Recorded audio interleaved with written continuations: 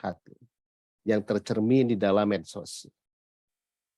Kalau cermin pikiran itu ada di dalam jurnal, tulisan, dan sebagainya, cermin pikiran dan hati itu ada di medsos. Kalau menurut saya sih begitu. Dan kapasitas intelektual masyarakat tentu saja sangat dipengaruhi oleh budaya baca masyarakatnya. Nah, jadi dalam kesempatan ini saya tidak akan membahas masalah teknis, ya.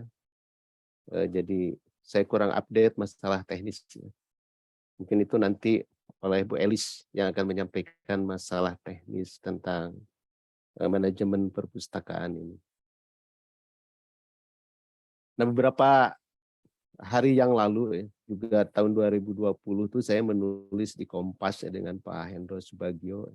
Jadi saya ini sekarang bekerja di Badan Riset dan Inovasi Nasional. Dulu itu LIPI, sekarang LIPI, BPPT 8, dan Batan itu 4 lembaga besar ini digabung sekarang menjadi BRIN, Badan Riset dan Inovasi Nasional.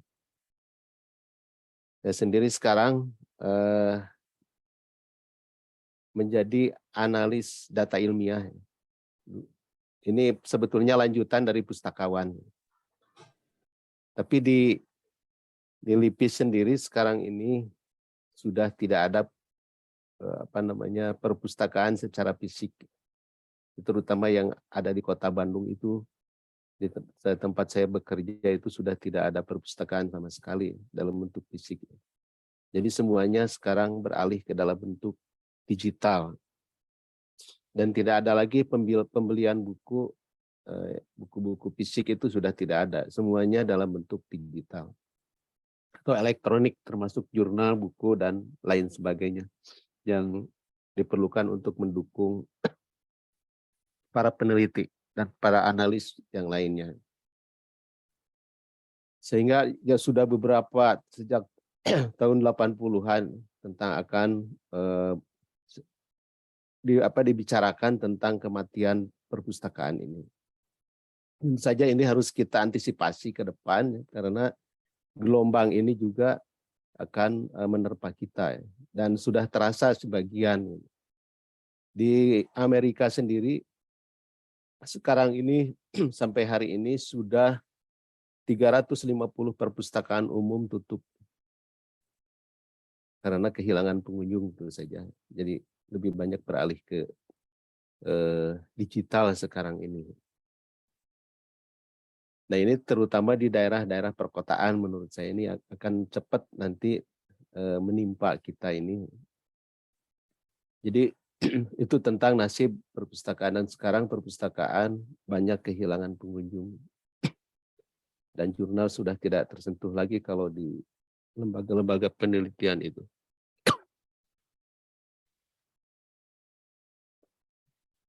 Makanya sekarang kalau kita lihat perkembangan dunia perpustakaan, jurusan perpustakaan di perguruan tinggi pun sebentar lagi akan hilang. Dulu tahun 88 saya masuk di jurusan ilmu perpustakaan, sekarang sudah ditambah ilmu perpustakaan dan ilmu informasi. Dan sekarang ada universitas yang membuka sudah menghilangkan kata perpustakaannya. Ini adalah progres tentang perkembangan dunia perpustakaan.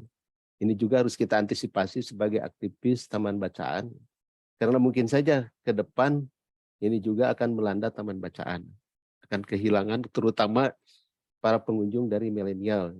Saya sendiri belum melakukan riset sekarang ini di daerah-daerah, terutama daerah 3T itu, mungkin masih ramai tentang perpustakaan konvensional, taman bacaan konvensional. Tapi saya sendiri di sini buka rumah literasi, ya sekarang makin berkurang, bahkan sudah tidak ada lagi yang berkunjung gitu, para milenial ini. Karena mereka tersedot sekarang perhatiannya ke dunia gadget atau smartphone. Oleh karena itu, ini adalah sebuah perkembangan yang harus kita antisipasi. Akan tetapi orientasi kita adalah perpustakaan boleh saja nanti berganti atau hilang sama sekali, akan tetapi buku itu akan tetap ada. walaupun dalam bentuk lain, gitu. Mungkin akan dalam bentuk digital atau berbentuk elektronik bukunya. Gitu. Tapi persoalan kita adalah yang paling pokok merawat budaya bacanya, menumbuhkan budaya bacanya. Apapun nanti medianya. Apakah beralih dari buku ke digital, kalau ke elektronik tidak masalah, yang penting adalah merawat budaya bacanya itu yang paling penting bagi kita. Karena sekarang ini saya beberapa bulan yang lalu sempat dengan teman-teman di IKP, ya banyak penerbit sekarang ini yang tutup karena kehilangan pembeli. Dan kalau kita berkunjung ke Palasari itu luar biasa berkurangnya, itu sangat signifikan. Dan inilah perkembangan yang tidak bisa kita tolak. Gelombang ini adalah akan berjalan. Kemudian, nah ini kami ya mencoba untuk menyesuaikan dengan perkembangan zaman, membuat perpustakaan sekolah. Ya, perpustakaan sekolah itu sekarang sudah seperti ini. Ini yang sedang saya dengan teman-teman itu membuat perpustakaan digital seperti ini. Jadi di sini sudah komplit semuanya. User itu tentang simpan pinjam koleksi, pemrosesan buku dan sebagainya sudah ada di sini. Di sini juga berisi e-book ya. Dan ini berasal dari open source yang sangat otoritatif, terutama dari Kemendikbud dan juga dari BRIN, dari Perpustakaan Nasional, sudah ada berisi puluhan ribu e-book di sini. Dan juga ini memuat tadi perpustakaan yang ada di sekolah. Koleksi yang ada di perpustakaan sekolah bisa diproses, kemudian diakses melalui smartphone atau handphone. Ini sudah bisa. Jadi sekarang ini perpustakaan itu sudah seperti ini. Kegiatan dan sebagainya bisa konsultasi langsung dengan expertnya, bisa ada kompetisi.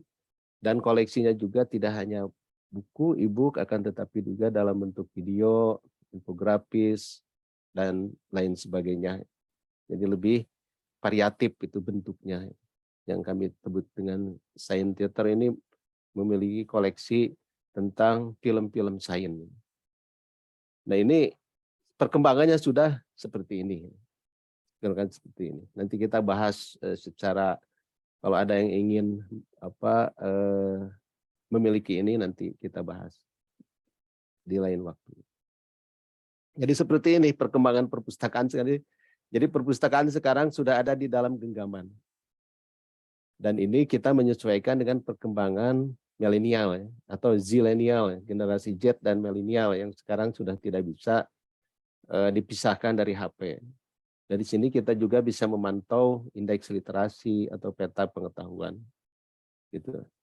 Nah itulah sedikit perkembangan tentang dunia tentang perpustakaan. Nah sekarang kita ke taman bacaan. Ya. Taman bacaan. Jadi menurut saya sih bahwa taman bacaan ini ke depan, ya, makanya saya tadi dalam judulnya itu adalah dari taman bacaan ke taman masyarakat. Gitu.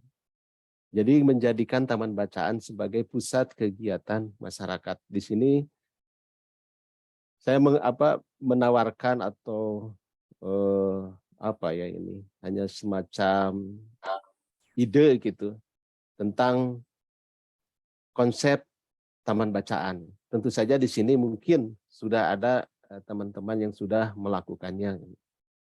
Jadi yang pertama dalam konsepsi perpustakaan atau taman bacaan itu bahwa taman bacaan menjadi perpustakaan umum, di situ juga ada perpustakaan klasik, maksud saya perpustakaan konvensional yang berisi buku-buku tercetak, dan juga mungkin perpustakaan digital, ada perpustakaan 2.0 atau sekarang malah perpustakaan 4.0. Gitu. Tapi ini bisa dilakukan di taman bacaan. Dan kemudian juga bahwa taman bacaan ini nanti bisa menjadi wahana penyalur prakarsa masyarakat, menyelenggarakan berbagai macam konsultasi yang berbasis literatur. Ya, ini cocok mungkin bagi yang sebagian besar di sini pengelolanya akhwat ya, ibu-ibu. Dan macam-macam lah kegiatan masyarakat bisa dilakukan di taman bacaan ini. Tentu saja bagi promosi cinta buku, gerakan kesetaraan membaca, kalau saya di situ ada tempat pelatihan dan sebagainya. Nah, waktu saya terbatas, jadi saya cepat saja. Nah, di sini juga taman bacaan dijadikan wahana silaturahmi potensi masyarakat. Jadi di rumah rumah literasi atau taman bacaan ini tempat pertemuan para pemustaka potensial seperti tokoh pakar ilmu. Jadi bukan hanya tempat simpan pinjam buku, ini tempat-tempat pertemuan para pemustaka potensial atau pengguna potensial. Mungkin di sekitar taman bacaan itu ada tokoh-tokoh atau opinion leader yang bisa kita sharing ilmu pengetahuannya dengan masyarakat. Ini tempat pertemuan di sini. Yang selanjutnya juga bisa untuk pusat pendukung capaian prestasi belajar sekolah. Ya, ini sudah banyak dilakukan sekira untuk masalah ini oleh teman-teman di taman bacaan. Dan sekarang yang sedang terutama di Jawa Barat yang sedang digalakan juga ini adalah tentang kearifan lokal ya, atau pengetahuan lokal. Nah, dalam hal ini di taman bacaan juga bisa dijadikan sebagai wahana pengembangan psikomotorik anak, tempat baik permainan edukatif, pembenaran kawinan barudak atau kawinan barudak itu jadi permainan-permainan tradisional dulu ya, pementasan drama, teater dan sebagainya. Ini idealnya seperti itu. Bisa juga untuk pengembangan nilai dan afeksi.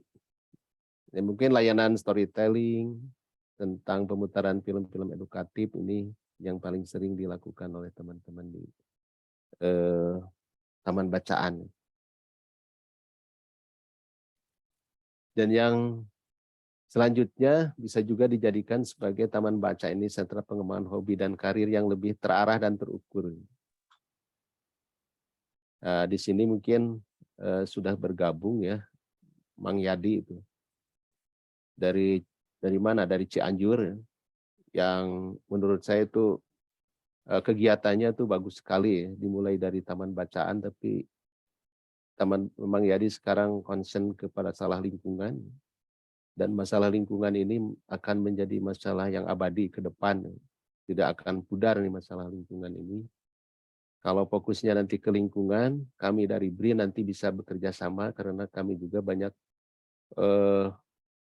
meriset dan juga mengeluarkan produk-produk tentang teknologi bersih.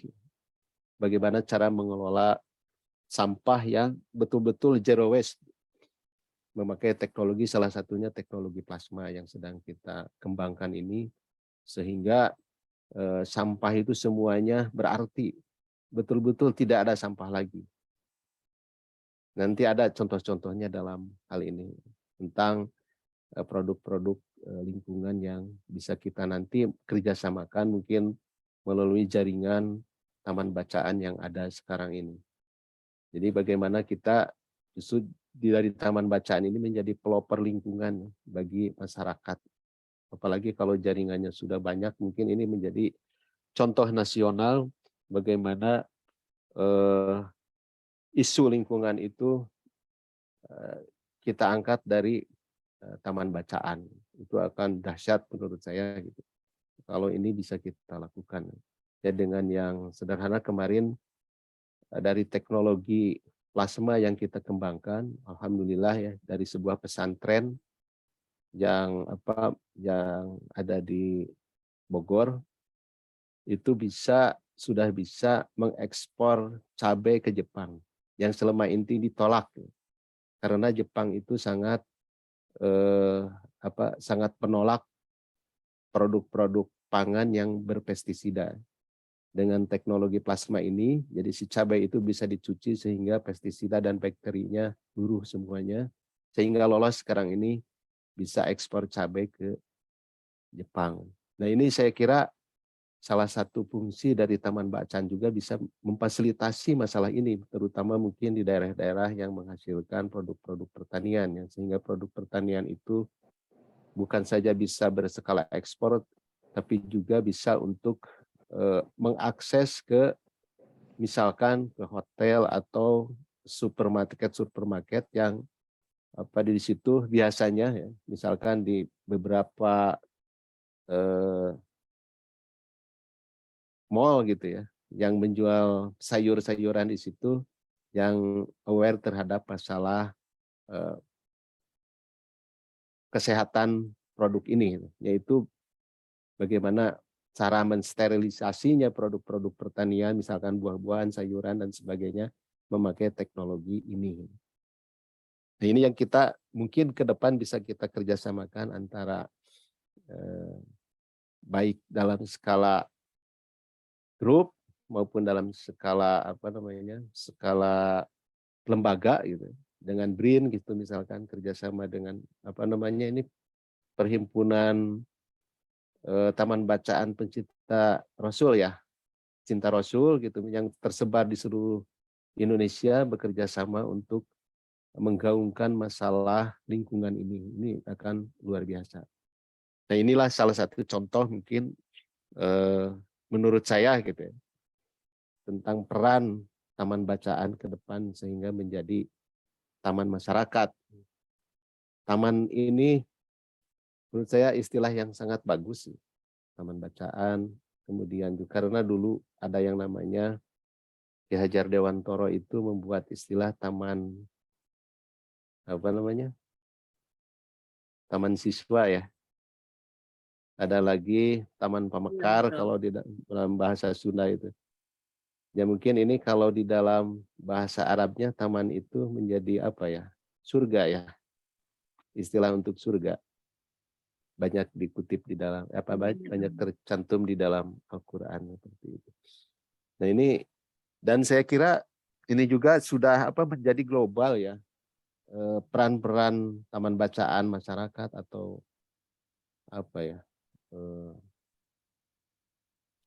perpustakaan yang ada di masyarakat menjadi pusat kegiatan masyarakat. Akhirnya ke sana tidak hanya simpan pinjam buku dan tidak hanya menggemakan tentang pentingnya membaca atau budaya baca, akan tetapi juga menjadi fasilitator kegiatan-kegiatan masyarakat yang ada di sekitarnya. Apalagi kalau Jadi bisa. luas sekali ya Pak. Kenapa? Jadi luas sekali sebetulnya fungsi Ya. dari taman bacaan ini. Tidak hanya buku melulu gitu, tapi berbagai aktivitas. Betul. Nah ini sekarang mungkin bisa digagas kembali nih tentang layanan kreatif yang mudah, meriah, akan tetapi sangat bermanfaat gitu ya. Ya ingat waktu saya kecil ini permainan ini kan sudah jarang kita ketemukan kembali ya. Seperti itu engrang, kalau di bahasa Sumedang mah jajangkungan ngaranna teh gitu. Kayak oray-orayan, terus sorodot gaplok dan sebagainya. Gatrik dan sebagainya. Itu mungkin di daerah masing-masing punya mainan-mainan tradisional seperti ini yang sekarang sedang digalakkan kembali ya menjadi kearifan lokal. Nah, kalau misalkan di komunitas taman bacaan juga sekarang ini sudah punya dokumennya, misalkan di setiap taman bacaan ini punya program-program unggulan tentang hal ini. Kami ya di BRIN, kebetulan saya ada di Direktorat Repository dan multimedia dan penerbitan ilmiah, sedang ada program yang namanya akuisisi pengetahuan lokal. Jadi kalau ada di setiap taman bacaan di daerah ibu-ibu sekalian tentang program-program, di sini ada pengetahuan lokal yang bagus gitu, misalkan tentang cerita, tentang kuliner atau budaya apa gitu ya di daerah masing-masing. Saya kira ini bisa dikompilasi, misalkan ini menjadi karya dari Perhimpunan Taman Bacaan Pencinta Rasul gitu yang ada di seluruh Generasi Indonesia. Cinta Rasul. Generasi Cinta Rasul misalkan ini ada 42 cabang gitu loh. Jadi satu cabang itu satu program aja gitu misalkan bisa kita kompilasi itu bisa kita fasilitasi untuk diterbitkan. Masya Allah. Nah, seperti itu. Jadi ini Tantangan buat eh, teman-teman. nah ini mudah-mudahan menjadi apa ide juga gitu ya untuk teman-teman yang ada di daerah untuk mendokumentasikan karya-karya yang ada di daerahnya. Seperti itu. Ya, ini tawaran dari saya mungkin sebagai karyawan BRIN lah begitu. Iya, terima kasih Bapak, Mm-mm. tawarannya luar biasa dan ini juga nanti mudah-mudahan bisa menjadi apa ya, di-follow up lagi oleh teman-teman yang hadir di sini. Karena Mm. ternyata tidak hanya dari Rumah Gentara yang hadir, Pak. Di sini ada dari umum juga, ada dari Kediri, Probolinggo, Kudus dan daerah Mm. lainnya. Ya tadi yang dari umum juga silahkan gitu. Kalau misalkan nanti di daerahnya atau dari pribadinya punya karya tulis ya dari daerahnya bisa diajukan ke kami. Nanti kami verifikasi tentu saja menurut kriteria kami akan bisa terbit atau tidak nanti gitu. Itu ada pedomannya. Kalau perlu saya kasih pedomannya gitu nanti untuk di-share ke teman-teman di generasi pencinta Rasul ini. Gitu. Masya Nanti Allah. nanti saya ke panitia pedoman penyusunan karya ini share nanti silahkan gitu, di follow up Widih. dan nanti tinggal karyanya itu diupload dengan link-link yang sudah nanti kami berikan. Sangat mudah lah itu, sangat mudah. Dan sekarang sudah banyak yang mengirim dari sekolah, dari komunitas penulis anak juga banyak itu yang ngirim. Dan kalau dari dosen dan perguruan tinggi tentu saja juga banyak. Gitu. Nah ini dari komunitas-komunitas seperti ini saya kira akan banyak hal-hal yang sisi lain ya, yang belum terungkap di lembaga pendidikan formal. Ini akan sangat menarik juga menurut saya. Kita angkat.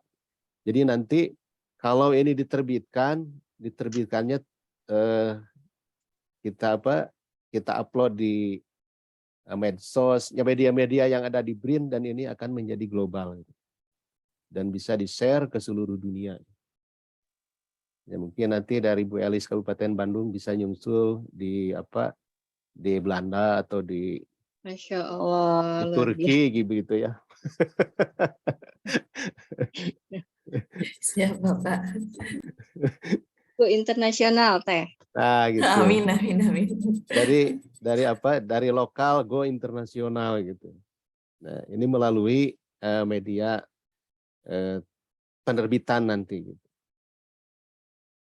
Nah, jadi pendek kata begitulah bahwa eh, fungsi dari Taman Bacaan itu menjadi pusat kegiatan masyarakat.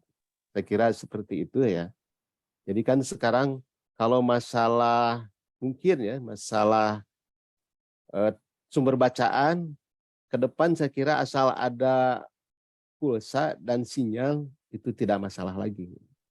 Karena hampir setiap BRIN saja sekarang ini sudah tidak menerbitkan dalam bentuk tercetak. Semuanya dalam bentuk digital termasuk nanti karya-karya ibu gitu atau komunitas di sini yang diterbitkan itu tidak dalam bentuk tercetak tapi dalam bentuk digital. Dan ini open source, digratiskan ke seluruh masyarakat. Masyarakat dunia malah. Dan ini bisa dicetak sendiri-sendiri. Silahkan gitu kalau mau mencetaknya silahkan. Bahkan mau dikomersialkan sendiri silahkan. Yang penting dari penerbit BRIN sudah memfasilitasi terbitnya buku ini. Dan ini tentu saja sebuah kebanggaan bisa diterbitkan oleh BRIN yang otoritatif dalam bidang sains begitu. Iya, BRIN Demikian itu saya kira. Badan Riset dan Inovasi Nasional ya, Pak ya? Ya, BRIN. betul. Apalagi kalau punya misalkan inovasi atau invensi di daerah ya, kemudian ditulis, misalkan di daerah ibu bapak sekalian ada keunikan-keunikan gitu ya, terus bisa didokumentasi dalam bentuk tulisan, karyanya bisa ditulis itu luar biasa. Ya, Masya Allah. Nah seperti itu. Ini luar biasa sekali nih pemaparan dari Pak Suherman ini. Sampai-sampai tadi ternyata karena kondisi kita saat ini tuh dilema ya Pak ya. Satu sisi yang namanya literasi itu sangat kita butuhkan, apalagi untuk bisa mengimbangi masalah gadget gitu ya, kecanduan Ya. gadget anak-anak. Tapi Hmm. ternyata kondisinya malah kebalik ya Pak. Sekarang 350 perpustakaan saja sudah tutup gitu. Hmm. Dan ketika kita gali lagi tentang peran dari taman bacaan, ternyata luar biasa sekali. Banyak hal yang bisa kita lakukan berawal dari taman bacaan. Jadi selama ini yang saya terpikirkan oleh saya juga yang namanya perpustakaan itu identik dengan buku-buku tok gitu ya. Ya. Hmm. Kemudian pustakawan sendiri kan sepertinya terkesannya kaku gitu ya, berhubungan selalu dengan buku, penomoran, katalog dan sebagainya. Ternyata banyak sekali yang bisa kita lakukan ya ketika kita gali lebih jauh gitu. Hmm. Bahkan tadi menarik sekali dari lokal tapi go internasional. Ya. Masya Allah luar biasa Bapak, dan kalau saya Hmm. lihat juga dari biodatanya selain tadi penghargaan-penghargaan yang Bapak raih, memang bidang Bapak ini sangat mumpuni ya, linier mulai dari awalnya S1-nya juga perpustakaan, pasca sarjananya juga begitu, kemudian karya-karyanya juga sangat berhubungan dengan dunia literasi. Ya baik, terima kasih Pak Suherman. Nanti kita akan berdiskusi lebih jauh dalam sesi tanya jawab barangkali ya. Siap. Dan Sedikit lagi ya iya, beginilah silakan. bahwa ini yang belum digarap itu saya kira ya, yang bisa digarap oleh Taman Bacaan itu memfasilitasi yang namanya grassroots innovation tadi ya. Nah, Ini ya. akan menurut saya ini jadi inovasi akar rumput lah istilahnya, inovasi-inovasi di daerah ya, yang dalam skup di daerah kita. Ini saya kira akan memblow up Taman Bacaan untuk ke ranah nasional bahkan go internasional tadi, Hmm. karena ini tidak akan dimiliki misalkan di dunia lain gitu. Misalkan saya kan orang Sumedang karena di situ yang paling besar itu tahu ya. Iya betul. Ini hanya Tahu contoh ya, saja identik gitu ya. dengan tahu. Ya tahu kan itu ini khas daerah gitu ya, khas daerah gitu. Sampaikan ya ada gitu dari Sumedang itu yang menulis tentang tahu gitu. Dan itu Hmm, bisa diterbitkan dari mulai Masya sejarahnya dan Allah. sebagainya seperti itu. Ya bagaimana kalau di daerah lain itu mungkin saya kira kulinernya unik-unik gitu ya, terutama yang Iya, unik gitu. iya. Nah, kan ini tahu nggak bakalan bisa diproses di Amerika atau di Belanda gitu. Walaupun bisa diproses mungkin rasanya beda gitu dan sebagainya. Tapi ini unik Sumedang gitu ya. Jadi Iya, iya. kalau kalau ingin yang rasa Sumedang itu ya harus datang ke Sumedang. Ini Nah, juga ini bisa ada mendoan Banyumas katanya Pak. Bisa itu. disuguhkan juga ya. Nah, dan sekarang di BRIN ini ya, produk-produk seperti ini sudah bisa dimodernisasi, artinya bahwa di Gunung Kidul kita punya pengemasan dalam bentuk kaleng. Sekarang gudeg sama tempe itu udah bisa dikalengkan gitu dalam bentuk Masya kaleng Allah. dan bisa diekspor tahan lama gitu sampai Hmm. berbulan-bulan gitu. Yang biasanya sebentar dengan teknologi itu bisa seperti itu. Nah, itulah gambarannya mungkin kalau kita padukan antara kearifan lokal, pengetahuan lokal dengan teknologi itu akan dahsyat menurut saya. Iya, Apalagi iya. ini kalau bisa Apalagi kalau kita tercatat ya Pak. ya itu, apalagi ini misalkan muncul dari taman bacaan, wah ini luar biasa Hmm. menurut saya. Iya, iya. Masya Allah. Nah itulah mungkin sedikit paparan ya dari saya tentang ini. Mungkin nanti bisa Sepertinya ditindaklanjuti ya. 30 menit untuk pemaparan dari Pak Suherman ini Oh, tidak mencukupi ya, karena banyak hal yang bisa kita oh, gali gitu. oh udah Tapi 30 kita menit ya. Aduh maaf saya 15 menitnya. Jadi saya Oh apa ya? Nama enggak Pak, waktu. enggak, belum nyampe 30 menit, tapi sudah lebih dari 15 menit, tapi tidak apa-apa. Insya Allah kita akan coba sesuaikan juga waktunya, dan banyak hal yang bisa kita gali, tapi kita tahan dulu, nanti kita akan coba buka sesi tanya jawab. Baiklah, selanjutnya barangkali Bapak bisa istirahat sejenak juga menyimak pemaparan dari narasumber kita yang kedua, yaitu Ibu Elis Ratna, tapi biasanya kami panggilnya Teh Elis ya, nggak apa-apa ya? Iya, Masya Allah. Damang Teh Ya Elis. silakan. Alhamdulillah, Masya Allah. Beliau guru saya, Teh. Oh, Masya Allah. Iya, Iya, ini jadi media ini bisa mempertemukan antara guru dengan murid ya. Aduh, saya Alhamdulillah, jadi nggak pede nih, silaturahmi. Pak. Masya Allah, jazakumullah ilmunya. Beliau guru saya waktu tahun 2012 saat pelatihan di Hotel Antik. Saya masih ingat kata-kata beliau. Saya nggak bisa ngebedain mana pesta, mana barang antik, kata beliau. Oh, Itu dulu kalimat beliau. Jadi literasi Masya itu harus Allah. bisa membedakan mana pesta, mana barang antik. Beliau tuh membuat wacana tentang pesta yang membawa rongsokan. Itu membuat saya masih ingat tahun 2012. Duh, Masya Allah. Iya. Jazakumullah ya untuk Gentara sudah memberikan saya silaturahmi dengan guru saya. Deg-degan ini Pak, jantung saya Masya nih di bawah. Allah. Ternyata ini tidak kalah hebatnya nih antara guru dengan muridnya ya. Teh Elis Masya Ratna Allah. ini juga merupakan founder rumah terapi Pena Puluh ya Teh ya? Pena putih. Oh, Pena Putih. Tadi Ya. salah ini. Pena Putih.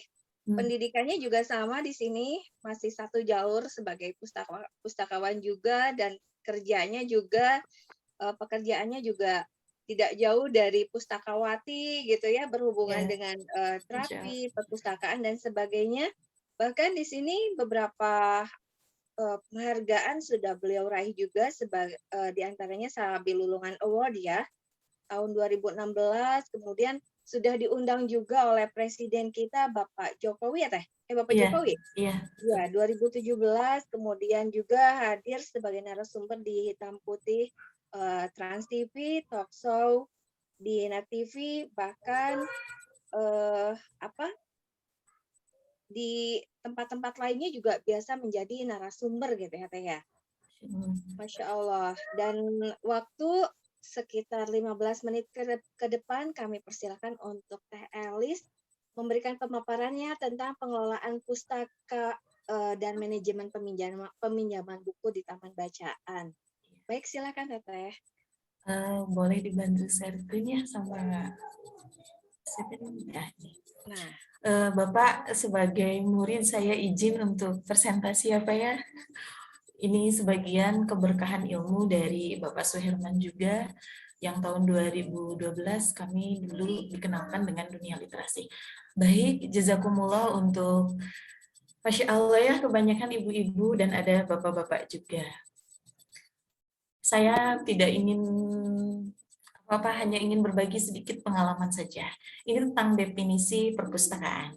Menurut Darmono mengemukakan bahwa perpustakaan adalah salah satu bentuk organisasi sumber belajar yang menghimpun organisasi dalam bentuk buku dan bukan buku yang dapat dimanfaatkan oleh pengguna perpustakaan dalam upaya mengemban kemampuan dan kecakapannya. Ini yang perlu digarisbawahi, ini yang mengembangkan kemampuan dan kecakapannya. Jadi kalau tadi Bapak itu ya sudah Masya Allah global, kalau saya lebih skup ke psikis. Lebih ke skup ke psikis. Ibu ini ada jenis-jenis perpustakaannya. Jenis-jenis perpustakaan ini diantaranya perpustakaan nasional, perpustakaan umum, perpustakaan sekolah, dan perpustakaan perguruan tinggi, serta perpustakaan khusus. Kebetulan saya pengelola perpustakaan sekolah, dan taman baca ini termasuk ke perpustakaan umum. Jadi taman baca ini adalah perpustakaan umum yang umum digunakan oleh masyarakat dan dampaknya masyarakat bisa mendapatkan sesuatu yang memberdayakan dirinya, baik fisik ataupun psikis. Untuk fisik biasanya yang terlihat contohnya ke pemberdayaan ekonomi yang tadi sudah dipaparkan oleh guru saya, salah satunya perpustakaan yang inklusi ya, yang terbuka dan menghasilkan produk-produk sehingga apalagi sekarang betul sekali, bahkan kemarin saya di forum Taman Baca Masyarakat Jawa Barat itu ada gerakan lokal. Jadi setiap kita mempunyai satu titik kearifan lokal itu bisa didokumentasikan bahkan bisa dituliskan. Oke, jadi selanjutnya Teh. Nah, ini fungsi perpustakaan adalah sebagai pusat sumber belajar, pusat sumber informasi, dan pusat bacaan, rekreasi, dan pengisi waktu senggang. Saya menggarisbawahi ini pusat rekreasi, karena seringnya kebetulan saya di rumah membuka rumah terapi serta rumah baca. Jadi kebanyakan itu anak-anak yang main ke sini itu dulunya pertamanya itu hanya untuk main, apalagi kemarin waktu COVID itu full banget kami buka. Padahal nggak boleh sama pihak desa tuh nggak boleh, jangan dibuka. Tapi karena anak-anak di rumahnya jenuh, jadi larilah ke perpustakaan. Lalu saya manfaatkan di rumah tersebut saya membuka les, buka bimbingan belajar untuk anak. Biasanya yang main ke perpustakaan ini berusia dari ada yang bayi sampai ke lansia. Next deh. Lalu, nah ini ya rencana untuk kalau kita produknya ya bahan bacaan, produknya itu ilmu dari yang kita jual itu ya buku. Kalau menurut Bapak tadi mungkin Bapak mensurvei, kalau saya sih kebetulan di daerah pelosok, Pak. Jadi bagi kami gadget itu masih nomor 2. Nah ini untuk rencana ininya, jadi kita mulai aja ya membentuk taman bacaan itu. Ada yang tanya, gimana sih apakah harus punya sekumpulan buku yang bertumpuk di rumah? Apakah harus punya buku dengan standar nasional minimal 5.000 di NSP? Dan apakah lain-lain sehingga membuat kita itu enggan untuk membuka? Dulu saya berawal dari cuma niat aja. Yang dulu itu saya masih ingat, saya cuma punya buku 30 eksemplar buku. Itu pun hasil dari kami mengumpulkan sisa uang belanja. Ini aja, kalau niatnya sudah diniatkan untuk oke, aku membuka taman bacaan ini tidak semata-mata untuk orang lain dibaca, tidak semata-mata untuk anak-anak, tapi hanya niat saja, hanya untuk menggapai ridho Allah saja. Lalu sesudah niat, banyak lagi yang bagaimana nih mendapatkan buku, apakah harus bikin proposal ke Disdik, ke Disarpus, ke yang lain. Jangan terlalu jauh. Yang penting bergerak saja. Ada buku 5, pajangin aja di pojokan rumah. 1 langkah itu lebih baik dibanding 1000 langkah tanpa bergerak. Jadi kalau di Gentara ya, saya yakin sudah punya buku Sirah Nabawiyah nih, pasti. Soalnya itu jadi produk paling laku di saya. Anak-anak tuh senang baca buku sirah. Niat dan bergerak. Jangan mundur. Berikan saja anak-anak buku yang kita itu sok anak-anak mau baca, baca aja. Baca aja. Yang penting bergerak. Ketiga, marketing nih. Ini dulu saya ya, alasan kenapa saya dulu dipanggil oleh sampai bisa bertemu dengan Teh Feti, dengan tim Sigma. Tahun 2017 itu saya membuat status tentang suami saya yang membuat perpustakaan di angkot. Ini nih marketing. Saya tidak sengaja. Ini lalu saya maknami dan selami, ternyata benar sekali bahwa kebaikan itu perlu diutarakan di media sosial. Jadi sedikit pun program-program kita sampaikan di sosial media. Lalu sinergi. Nah ini, saya nambah lagi nih sama guru saya, beliau Pak Suherman, saya sudah komunikasi berapa tahun, dari tahun 2012, 10 tahun mungkin. Ini kita terus menjalin silaturahmi dengan semua pihak secara pentahelix. Dekati semua pihak. Dekati pihak sekolah, dekati pihak Disdik, dekati pihak dunia usaha, dan dekati pihak pemerintah setempat. Walaupun dengan obrolan-obrolan kecil, misal, Pak, saya nih di rumah buka taman bacaan masyarakat, bolehlah anak-anak murid SD Bapak ketika jam senggang istirahat, silakan berkunjung ke sekolah, ke taman bacaan kami. Atau bisa dengan pihak Pak Kades. Pak Kades itu ada PKK. Bu, Pak, nanti di kami tuh ada tentang mau mengadakan parenting misal, tentang bagaimana sikap lembut Siti Khadijah. Sinergi. Dan di Pokja 2 itu ada khusus buat pendidikan, itu bisa disinergikan dengan Pokja 2, Pokja 3. Dan bagaimana isi-isi buku tersebut bisa kita praktikkan dan aplikasikan khususnya kepada ibu-ibu. Nah ini yang terakhir ini berbagi. Ini saya sedang menulis buku tentang psikologi perpustakaan. Bagaimana tata cara memberi reward untuk laki-laki dan perempuan. Jadi kalau anak-anak tuh, nanti ibu-ibu bisa aplikasikan ini, memberi reward untuk anak perempuan, walaupun cuma permen 1 kali baca, tapi sering mereka pasti akan datang kembali. Tapi kalau untuk kaum Adam nih, untuk para laki-laki, rewardnya biasanya mereka itu mainan yang mesti langsung harganya wow. Misal yang lebih dari 10.000. Kalau untuk psikologi perempuan, sering walaupun sedikit. Walaupun tidak berjumlah, sering, asal sering saja, anak-anak perempuan. Biasanya akan berlanjut, ya enak ya baca di rumah Bu Elisma, dikasih bala-bala, ya enak ya di rumah Teh Elisma, dikasih seblak. Tapi kalau laki-laki, langsung, nih reward seminggu sekali kamu dapat kaos. Itu untuk psikologi perpustakaannya. Selanjutnya Teh, mohon maaf. Nah ini, untuk klasifikasi ya, teman-teman, kalau saya itu karena lulusan S1 perpustakaan, jadi menggunakannya tuh baku banget gitu.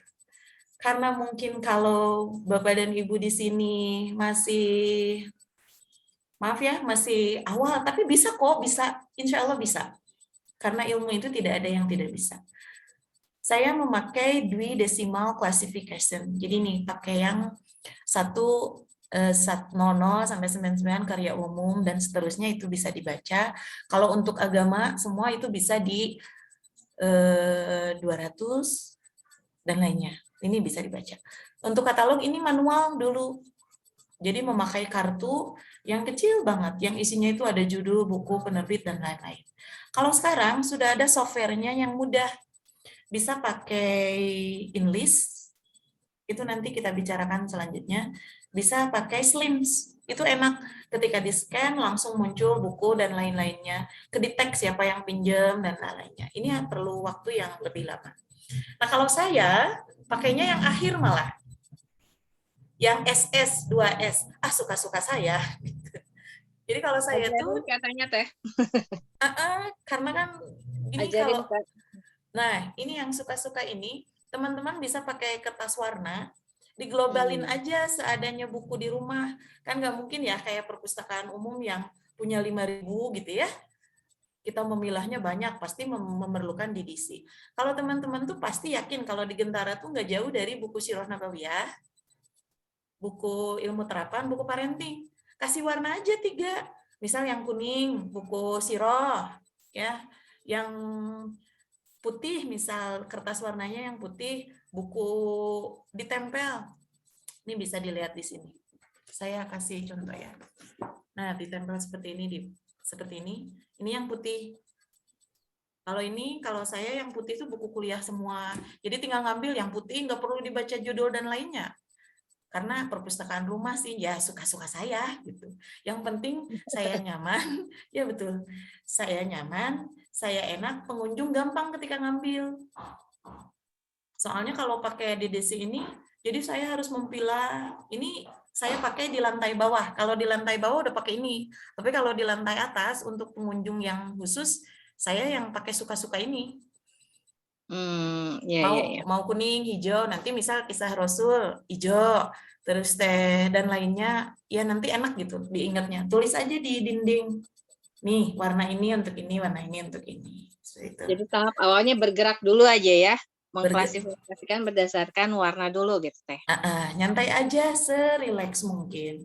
Jangan sampai ketika kita mengelola taman baca, Akang dan Teteh tidak bahagia, itu bahaya.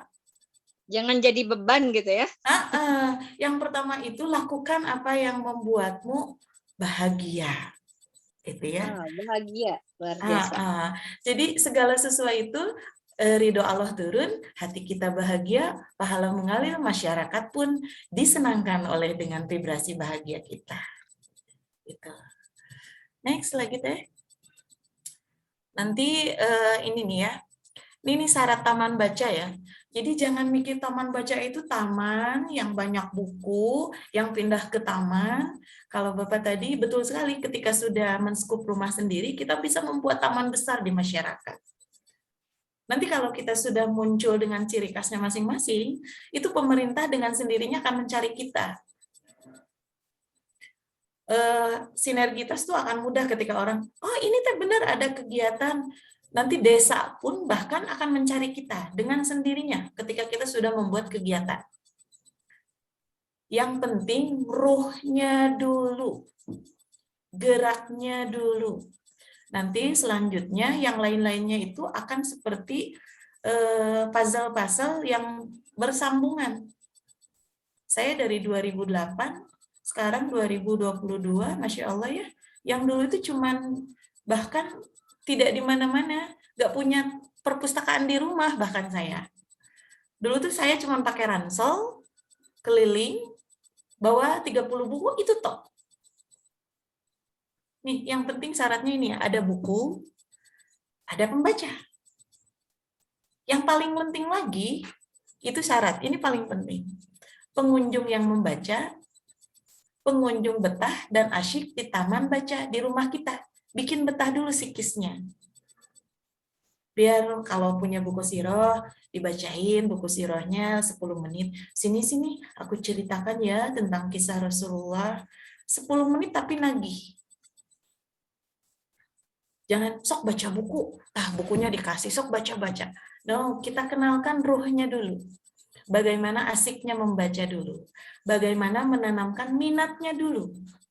Bukan langsung ke baca bukunya, minat bacanya dulu. Nih. Pengunjung bahagia, lalu ketika pengunjung keluar dari rumah kita, pengunjung mendapatkan how to. Apa yang dibaca itu, pengunjung pemustaka mengaplikasikannya di rumahnya. Saya baca buku tentang bikin martabak mini gitu ya. Tiba-tiba jadi penjual martabak. Waduh, Masya Allah. Ini Nerap langsung itu, Maya. itu karena asik gitu. Seneng ya kalau baca di taman baca TVT misal. Ada praktik bikin martabak, ada ide nanti jualan gara-gara baca buku tentang martabak. Atau bisa juga dari YouTube nonton, tapi diaplikasikan syaratnya boleh nonton YouTube, tapi baca buku ini dulu ya, 1 halaman. Itu bisa di jimik-jimik kecil lah. Jadi pengurus taman baca itu pengelola ya. Yang pertama itu mesti bahagia dan kreatif. Nah, itu. Bahagia dan kreatif ya. Jadi taman bacaannya pasti akan maju kalau gitu ya, nggak akan tutup ya Teh, insya Allah. Iya, jadi jangan sampai mindset orang-orang tuh ke perpustakaan ngelihat pengelola perpus tuh mau baca buku apa? Ini. Itu dia. Ya, sambil cemburu. Tapi kan tiba-tiba datang, hey, ini ada buku kisah Rasul. Ayo dibaca yuk. Bagaimana menahan marah? Ini ada, kita kisahkan. Walaupun cuma 5 menit. Mereka tertarik, silakan lanjutkan Anda baca. Jadi bisa jadi anak-anak awalnya datang karena itu ya. Karena tadi Teh Elis tuh bilang, ada permen, ada mainan. Ya, itu. Itu, jadi sebenarnya di era gadgeting sekarang ini, mungkin ini perlu dikoreksi oleh guru saya ya, Bapak Suherman. Kalau saya berprinsip seperti ini, kita bisa dikendalikan oleh dunia yang bentar lagi 5.0. Buku bacaannya ini tuh sebagai rem fisiknya, rem psikisnya. Jadi ketika kita sudah molotok dengan buku, maka kita akan siap dengan dunia informasi yang serba cepat ini. Ini menurut saya. Remnya itu dari membaca buku. Kendalinya itu dimulai dari membaca buku yang manual. Maka sebagai orang tua, kenalkan dulu bacaan-bacaan yang manual. Karena kalau di HP langsung, arus informasinya tuh cepat banget. Otak kita bisa terbomber dengan informasi di HP. Selanjutnya, Teh. Selanjutnya, boleh? Nah, ini cara mendapatkan buku ya. Ini cara mendapatkan buku itu dulu saya pernah beli mandiri. Karena kita nggak mungkin ingin mendirikan taman bacaan, tapi berharap diberi oleh orang lain. Karena kita dunia literasi, dunia yang memberikan contoh. Jadi nggak bisa kita minta sama orang dulu. Gimana ya pengen bikin taman bacaan, apakah kita minta dulu sama orang? No, kita kasih contoh dulu dengan membeli mandiri.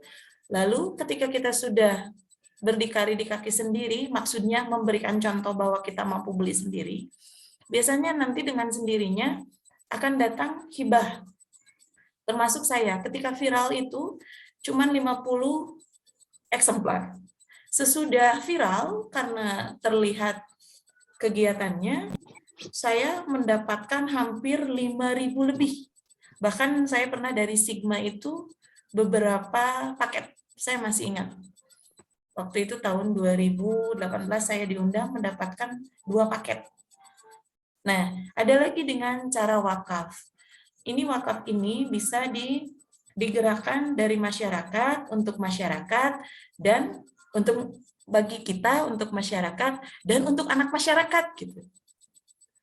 Nah, ini saya gerakan wakaf ini saya gaungkan ke sekolah-sekolah untuk anak-anak mencari energi langit. Kalau saya nyebutnya energi langit. Kalau anak Anda ingin soleh, maka bukakanlah ridho langit itu dimulai dengan wakaf buku. Jadi dari ibu, untuk anak ibu, kalau di sekolah seperti itu. Ini bisa dipakai programnya di Taman Baca di Gentara. Dari ibu, untuk anak ibu, wakaf tiap Jumat kalau saya. Nah, next Teh.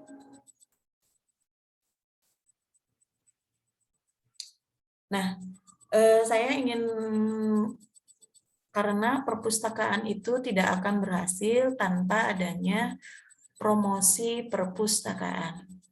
Ini metode-metodenya mungkin saya sedikit ya. Advertising, iklan berupa pesan yang dipasang di media massa baik secara cetak maupun elektronik. Kalau saya tuh seringnya bikin reels sama bikin status di FB sama di WA.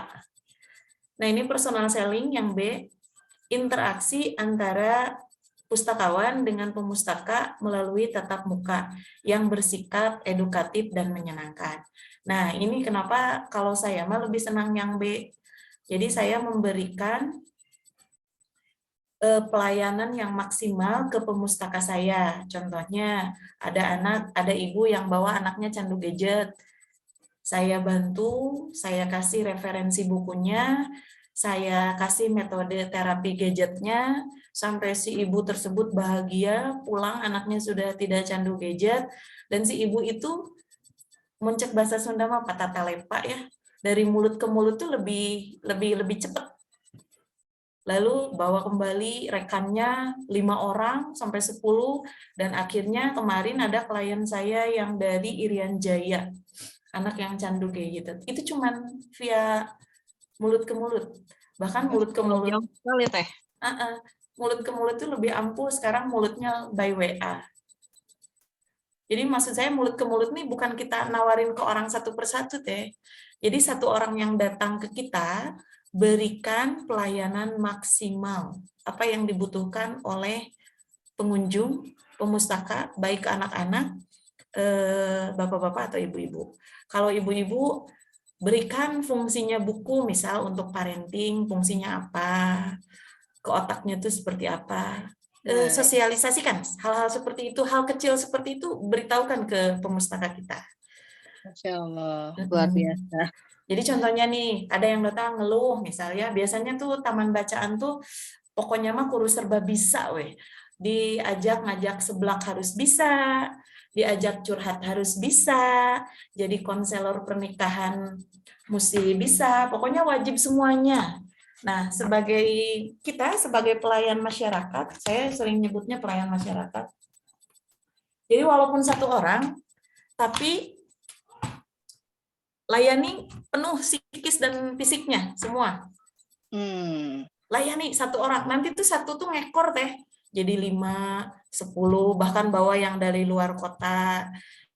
Yang itulah awal mula kenapa saya bisa menerapi klien yang fisik maupun psikis itu awalnya.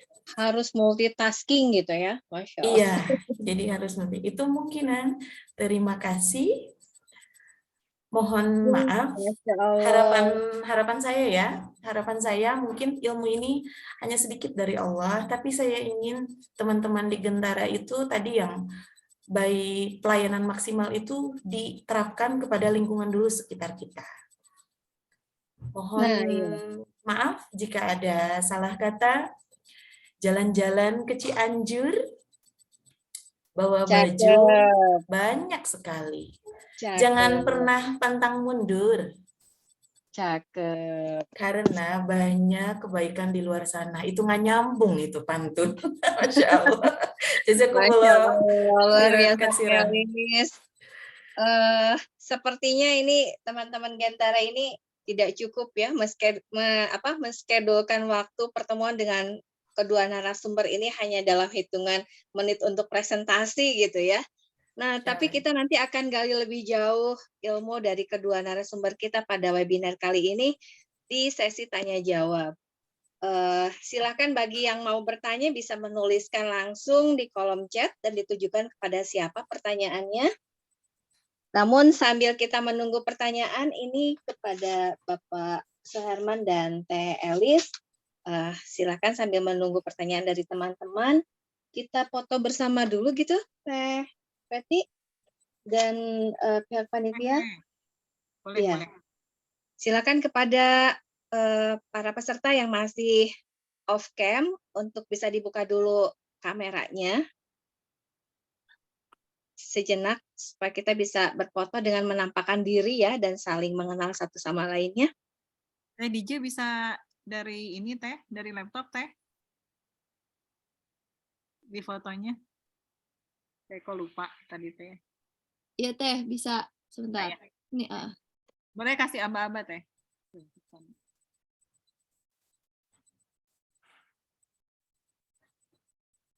Ya, siap-siap dengan Oke. senyum manisnya ya.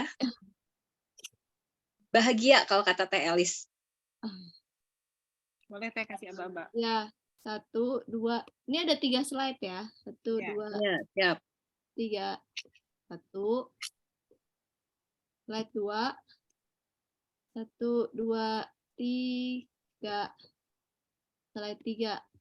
1, 2, 3. Sudah Teh. Oke, terima kasih Teh DJ. Terima kasih Bapak Ibu, teman-teman. Dan silakan kembali saya mengundang teman-teman untuk bertanya di kolom chat. Namun sebelum itu juga ada sedikit pemutaran video ya. Dan sekilas tentang Rumah Gentara dan kegiatannya. Silakan.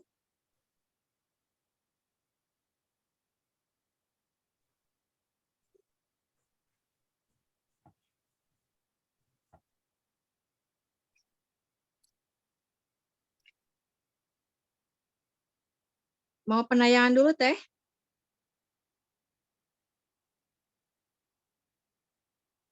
Teh Ulfa,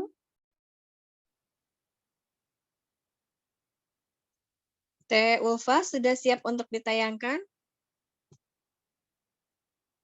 Bukan Teh Ulfa maksudnya, videonya.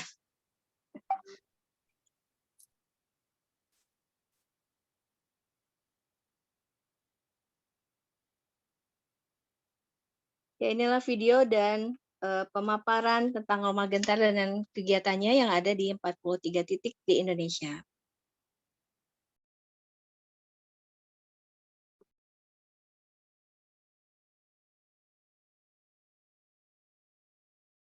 Suaranya belum keluar ya Teh.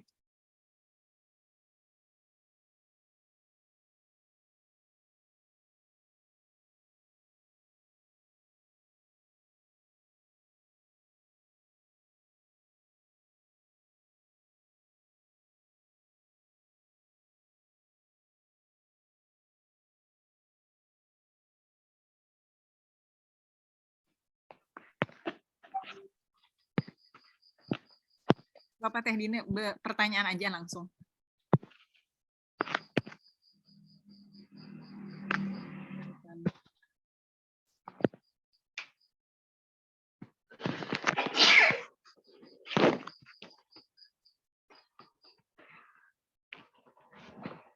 Videonya udah muncul belum, Teh? Sudah muncul. Suaranya aja yang belum ada. Ya kebetulan memang videonya nggak pakai suara. Jadi mungkin saya sambil dipaparkan sedikit aja ya. Boleh. Bisa sambil disimak tentang Rumah Gentara. Jadi Gentara ya, itu singkatan dari Generasi Cinta Rasul, komunitas para Sigma Learning Konsultan yang tergabung di Sigma Daya Insani, kantor cabang Jawa Barat.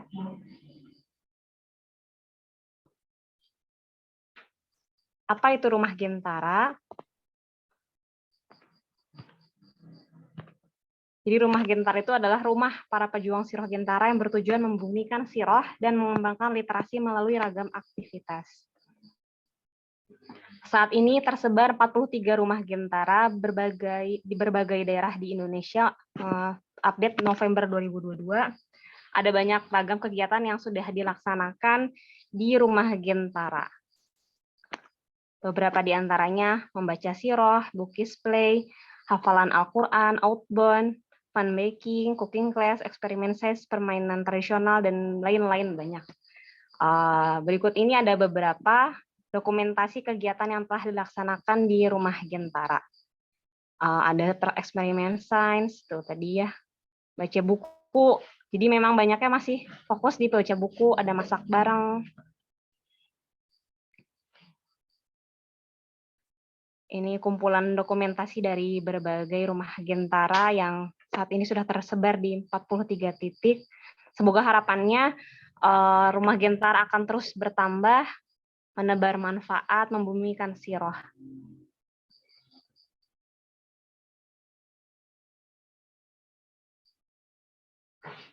Mayoritas penanggung jawab RG ini memang banyaknya ibu-ibu ya, itu dengan segala kesibukannya menyempatkan diri untuk mengelola Rumah Gentara. Tapi bukan hanya sama ibu-ibu aja, ada juga para ayah, para bapak yang peduli dengan literasi untuk membumikan siroh ini. Anak-anak bisa bermain, baca buku bareng, dan ragam aktivitas lainnya. Nah, yang membacakan bukan cuma orang tuanya, orang dewasa, tapi juga anak-anak. Demikian tentang Rumah Gentara.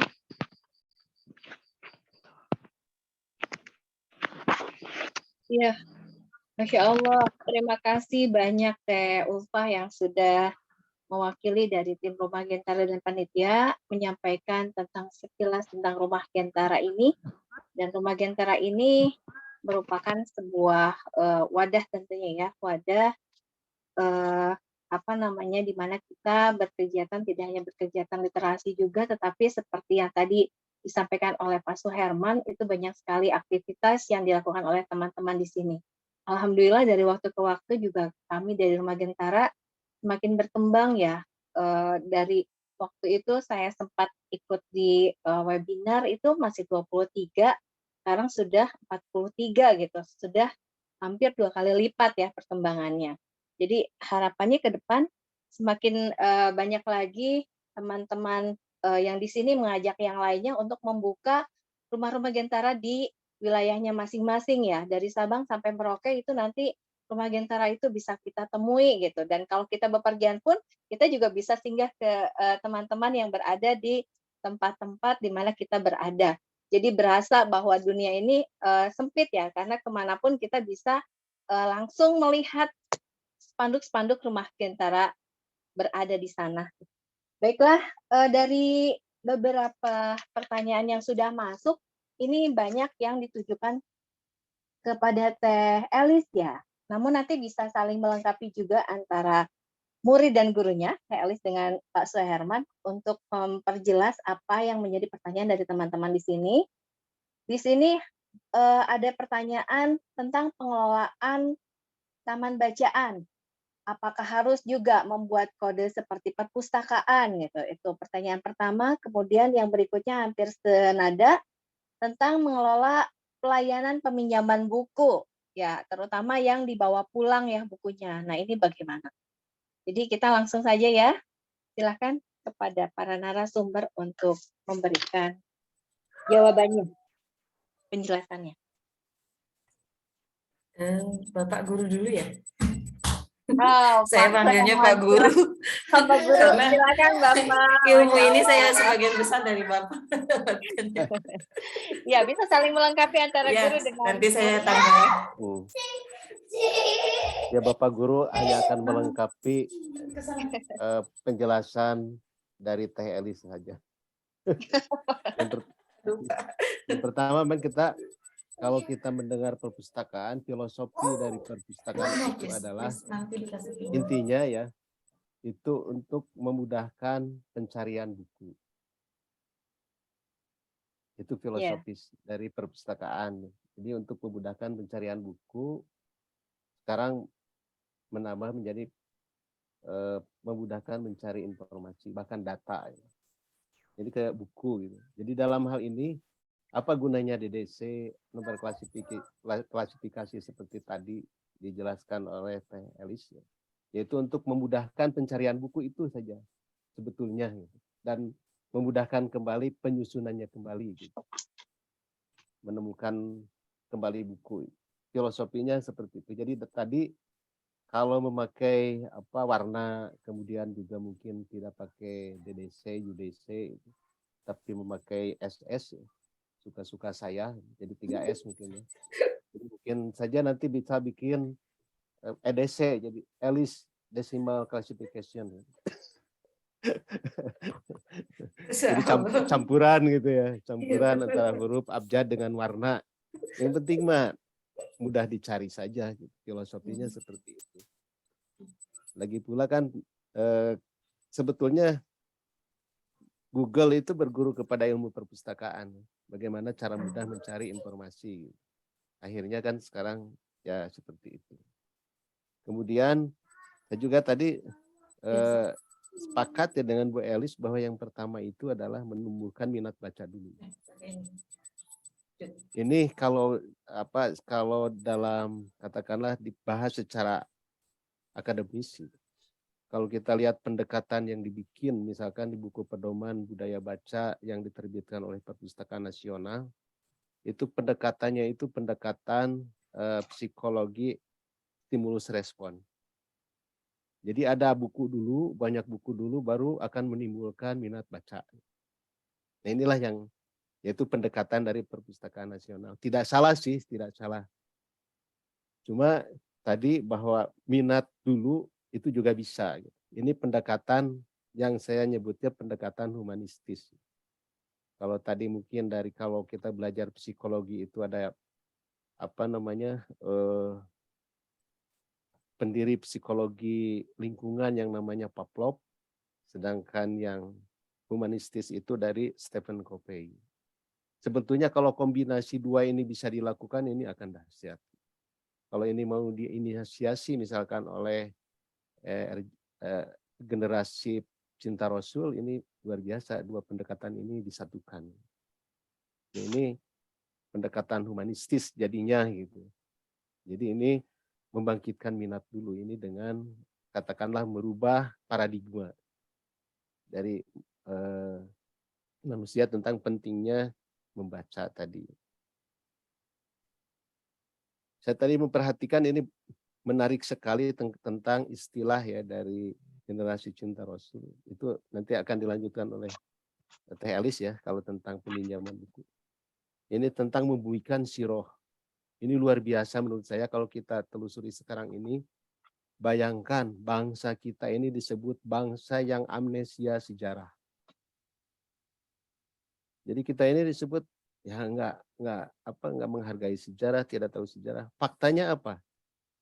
Bahwa hampir 90% sejarah tokoh-tokoh Indonesia ditulis oleh orang lain yang disebut dengan para Indonesianis. Nah, inilah kesadaran sejarah, apalagi ini melalui gaya tutur di taman-taman bacaan ini akan menarik. Apalagi ini sejarah Rasul. Sejarah Rasul. Ini menurut saya luar biasa gitu. Sejak kecil menanamkan pentingnya sejarah kepada anak-anak gitu. Soekarno pernah mengatakan jas merah ya. Jangan sekali-kali melupakan sejarah. Yang pentingnya sejarah gitu, seperti itu. Walaupun kemudian hari ya tidak ada yang mengikuti jejak Soekarno itu, walaupun anaknya sendiri.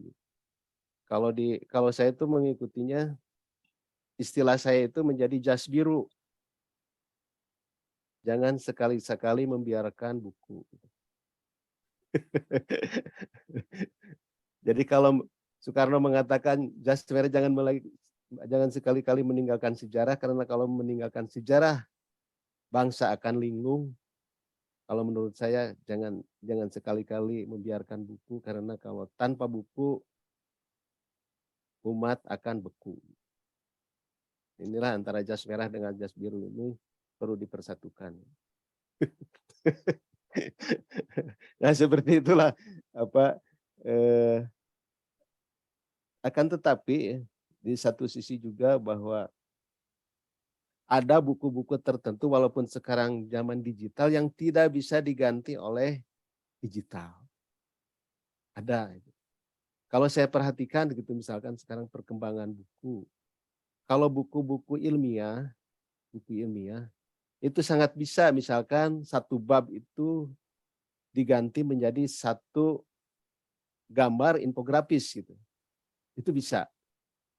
Penjelasan infografisnya bisa oleh satu lembar. Akan tetapi ada buku yang tidak bisa diringkas seperti ini, yaitu buku sastra. Menurut saya buku sastra ini tetap akan digunakan gitu, seperti itu. Ya tidak akan beralih lah, katakanlah. Paling beralih ke kalau buku sastra itu ke film. Walaupun menurut saya itu banyak membunuh ide itu film itu. Kalau sampai sekarang saya belum pernah nonton film dari buku novel.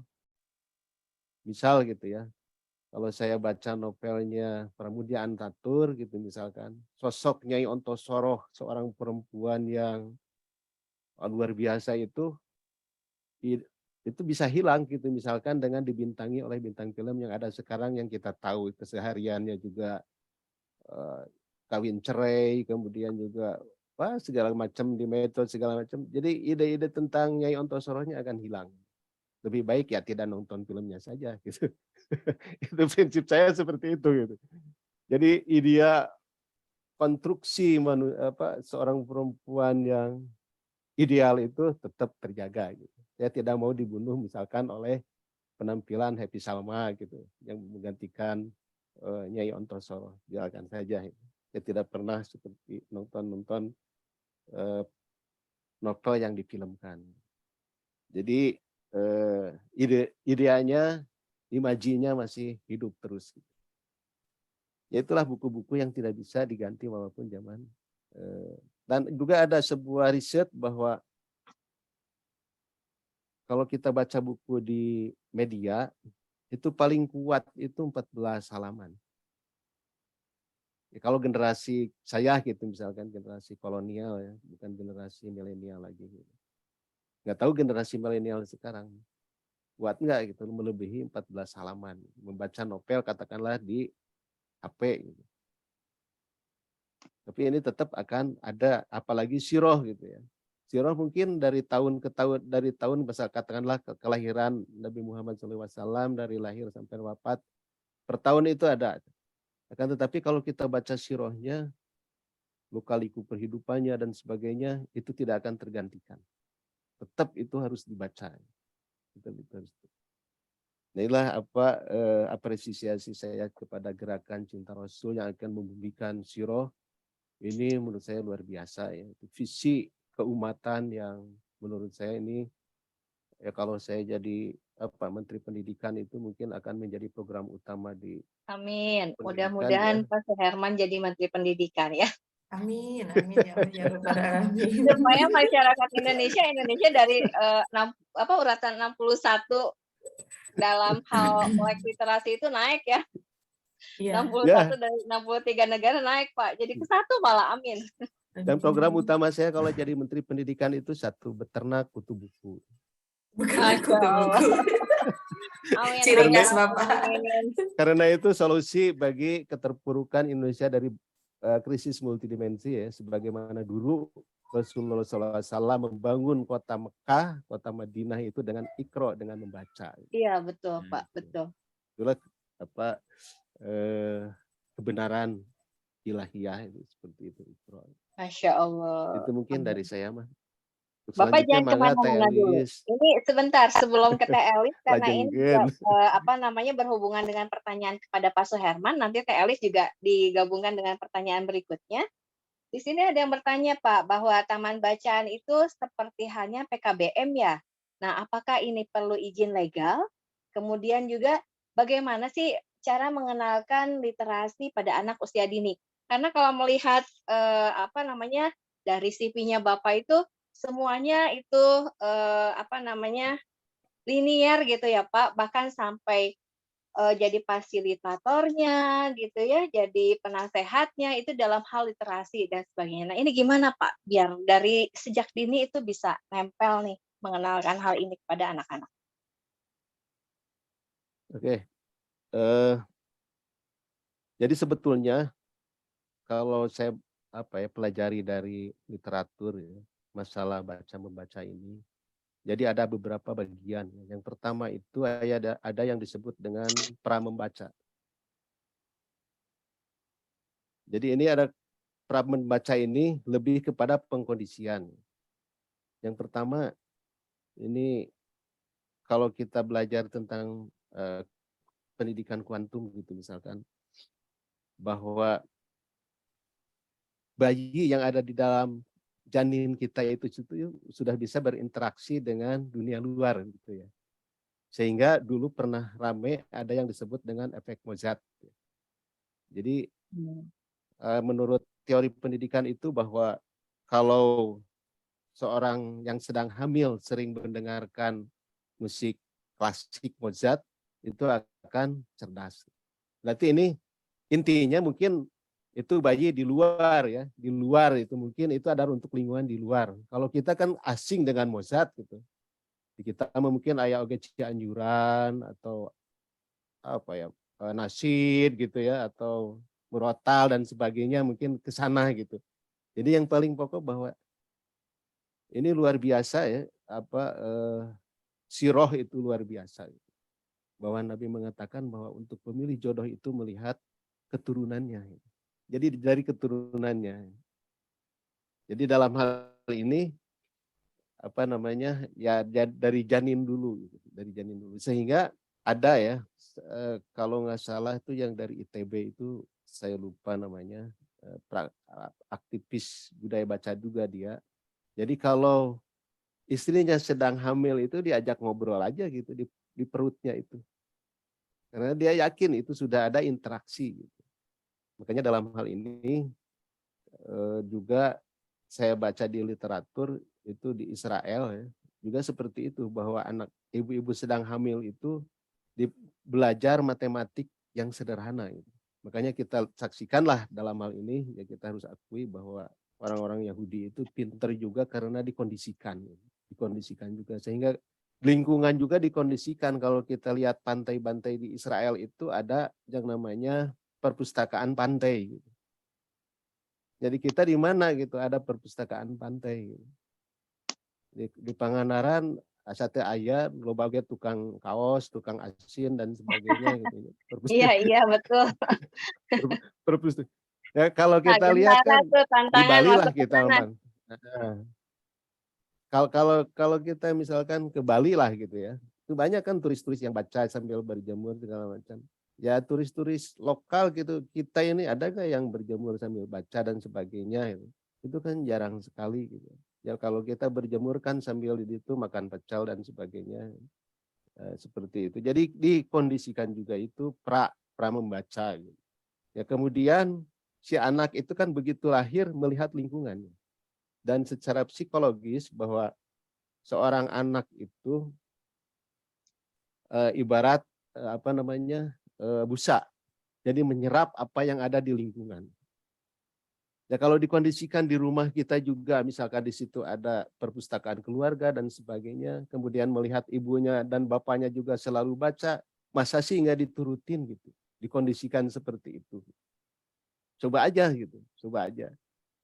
Kan kebanyakan begitu lahir anak itu langsung yang dilihat itu sinetron di TV. Karena kan kalau saya keliling pada subuh itu ya, di komplek, lihat itu TV yang pertama kali dinyalakan itu. TV. Jadi begitu anak tuh setiap hari dikondisikan oleh siaran-siaran di TV dan itu sinetron. Jadi bagaimana ya sekarang ini rapuhnya jiwa anak ini karena setiap hari disuguhi oleh lingkungan informasi yang seperti itu. Jadi ini dikondisikan, pengkondisian. Jadi tidak ada misalkan rajin membaca itu karena faktor keturunan gitu. Faktor genetik maksudnya. Lebih banyak ini dikondisikan.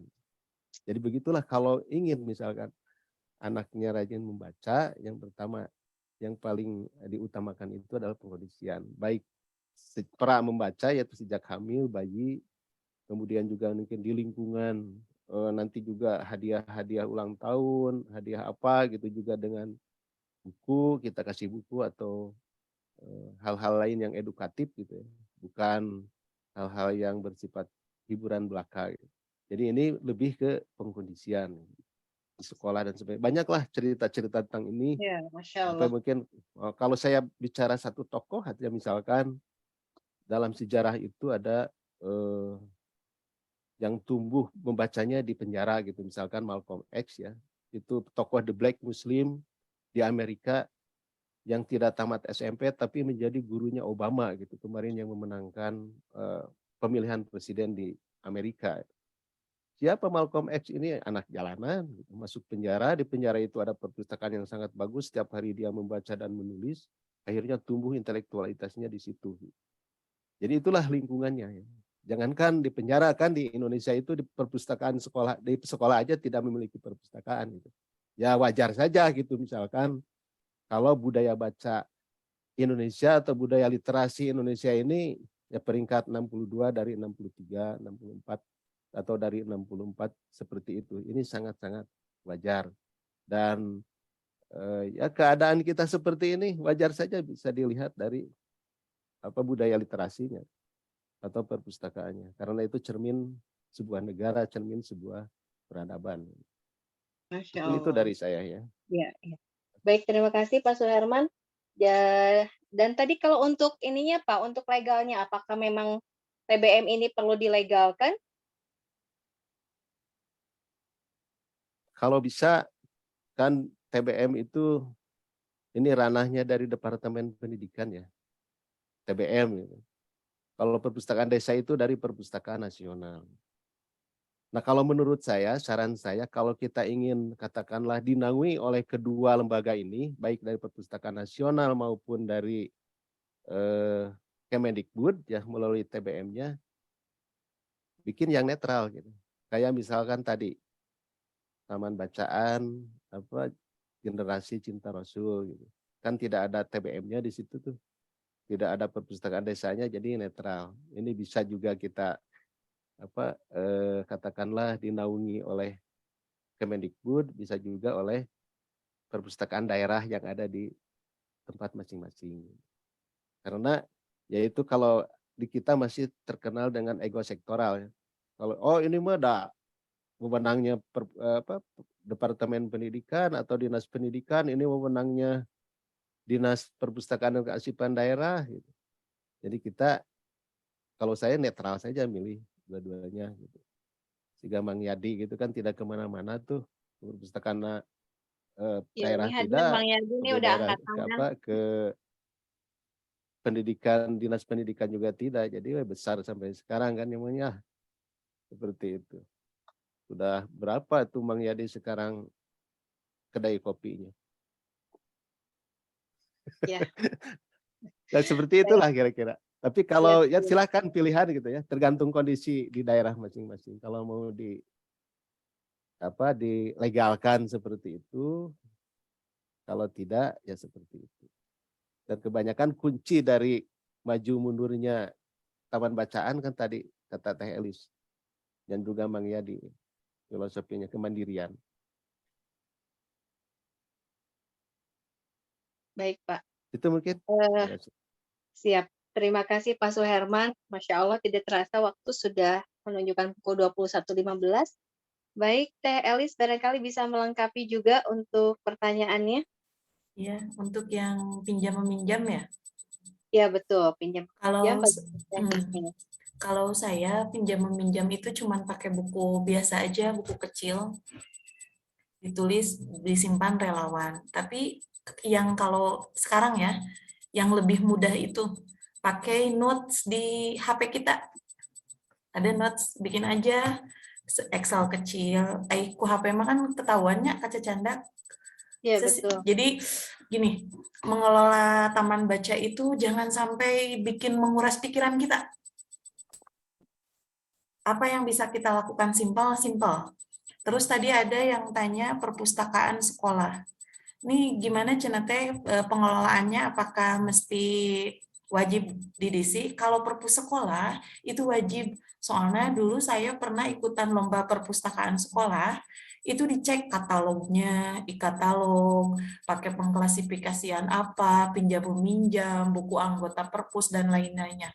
Kalau yang umum ada ya, yang taman baca milik kita sendiri atau meni simple we, yang penting mah bahagia we tapi intinya mah. Ya, bahagia dan jalannya tehnya. Kalau Bahagia jalan ya. Terus ini kalau saya diemotan jadinya nanti mentok ya, pikiran kita nggak jalan-jalan. Nah, jadi beban, terus kita nggak self-love, berkorban buat orang lain, menganiaya diri sendiri. Nah, lebih baik cinta dulu. Kalau kita sudah bahagia, orang yang mencerahkan orang lain tuh biasanya orang yang sudah cerah biasanya. Gimana kita mau ngebantu literasi sementara kita tidak tercerahkan? Nah, ini ada yang tanya lagi Teh, bagaimana Cenah kreatif itu tidak hanya dari niat. Saya pengelola perpustakaan sekolah yang 5 tahun lalu itu cuma digaji 50.000 sebulan. Masya Allah. Sekarang udah mau 12 tahun, alhamdulillah naiknya jadi 400.000. Alhamdulillah berapa kali lipat tuh Teh? Berapa ya? 50 berarti 400% ya. Tapi Masya Allah ya, saya bisa membuat UKM ke masyarakat sekitar. Terus saat rapat itu konsumsi itu dikasih donasi dari masyarakat yang dari saya sendiri yang kerjasama. Tadi yang pentahelik tuh, sinergi itu penting. Jadi saya dulu ngundang BPJS Ketenagakerjaan, sok Bapak sosialisasi BPJS Ketenagakerjaan, mau ngasih apa nih ke perpustakaan sekolah saya? Ngasih konsumsi. Oke, yang buat narasumbernya saya undang dari misalnya BPJS Ketenagakerjaan, ada BPJS Kesehatan. Bapak ngasih ya dana narasumber. Jadi gitu. Kalau niatnya kuat, kreativitas tuh muncul dengan sendirinya Teh. Tapi kalau udah gini, duh ya kumahanya perpus, gaji 400.000, buku CF, akhirnya keluhan itu akan menarik energi kita sendiri. Jadi apa yang di lingkungan kita optimalkan. Kalau niatnya udah ridho lillah, itu biasanya pikiran tuh kemana-mana jadi banyak gitu nyabangnya Teh. Ada we rezeki mah gitu. Itu untuk yang teteh perpustakaan sekolah ya. Jadi niat itu akan menimbulkan kreativitas. Kalau untuk pinjam meminjam, kalau perpus sekolah, standar bakunya itu ada. Tapi kalau untuk di rumah mah saya suka pakai di notes aja, catatan di HP. Siap.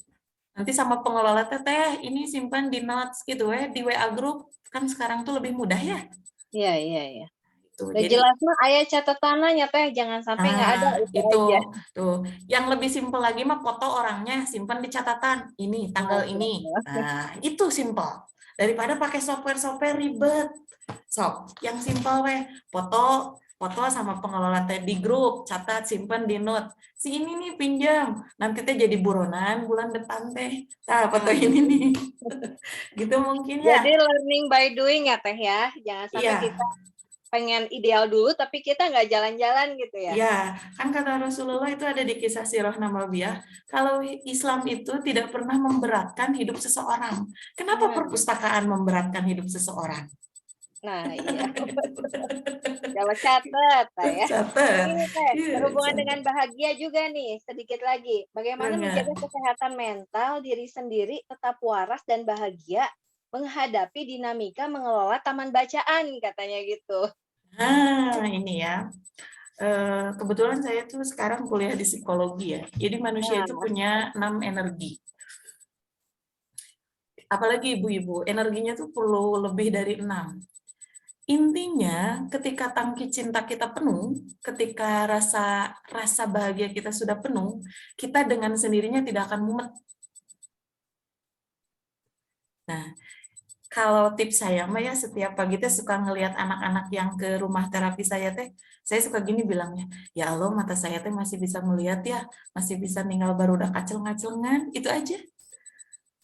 Kembali ke perasaan menerima syukur. Itu syukur aja. ya. Ini lagi dilakukan teman-teman nih dengan tulisannya syukur. Nah iya, karena menjaga syukur itu butuh tenaga yang ekstra. Butuh mencintai diri sendiri dulu, baru kita mencintai masyarakat dan lingkungan sekitar. Itu mungkin, Bapak saya maaf Pak panjang lebar nih. Masya Allah luar biasa ya kedua narasumber kita pada malam hari ini di acara webinar tentang perpustakaan. Dan tentu saja sebetulnya pengen lebih banyak lagi kita menggali dari keduanya ya, termasuk juga tadi Mang Yadi sudah angkat tangan, tapi ternyata memang waktu kitanya juga yang ini sudah menunjukkan pukul 21.22 dan sudah waktunya juga kita untuk istirahat, berkumpul juga dengan keluarga yang barangkali tadi kita tinggalkan karena kita ada acara ini. Dan perlu saya informasikan juga bahwa tadi seperti halnya disampaikan oleh Pak Suherman bahwa Rumah Gentera juga melakukan kegiatan dalam jangka waktu dekat ini untuk nobar ya, nobar film Tegar di Bandung gitu. Itu bagi yang ingin bergabung silakan. Harga tiketnya 50.000, sudah termasuk wakaf Quran dan sirah. Masya Allah ya. Jadi ini pahalanya berlipat-lipat ya, sekali merengkuh dayung 2-3 pulau terlalui gitu dengan acara ini. Baiklah, barangkali di akhir kami minta closing statement dari kedua narasumber kita kali ini. Dipersilahkan untuk yang pertama kepada Bapak Suherman.